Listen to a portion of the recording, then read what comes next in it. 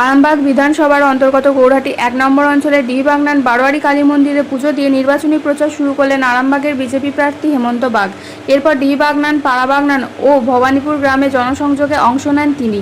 প্রার্থীকে কাছে পেয়ে এলাকার মহিলারা নাচ ও বরণ করে উষ্ণ অভ্যর্থনা জানান। উৎসবমুখর পরিবেশে কার্যত জমে ওঠে প্রচার। মানুষের কাছে পৌঁছে হেমন্ত বাগ বলেন, জল শুধুই সময়ের অপেক্ষা। দেখুন বিস্তারিত। আপনারা দেখছেন বাংলা লাইভ, বাংলার খবর, বাঙালির খবর।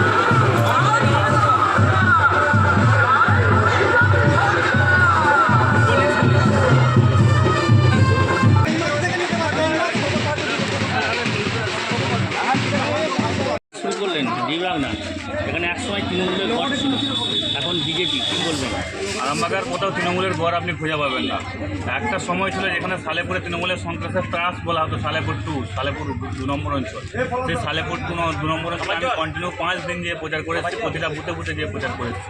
আজকে গৌরহাটি 1 নম্বর অঞ্চলের অন্তর্গত ডিবাগনান যে বারোয়ারি মায়ের কাছে, বারোয়ারি কালী মায়ের কাছে আমরা পুজো দিয়েছি। পূজা পাঠ করার পর এখানে সকালের দিকে ডিবাগনান এবং পাড়াবাগনানে আমরা গ্রামে জনসংযোগ করার পর আমি এখান থেকে কার্যকর্তাদের সাথে 1টার সময় বেরিয়ে যাবো। 1টার সময় এসে আমাদের যে টিচার সম্মেলন আছে পান্তাশালা লজের স্ট্রিটে, পান্তাশালা যে গেস্ট হাউস আছে, ওখানে টিচার সম্মেলন আছে।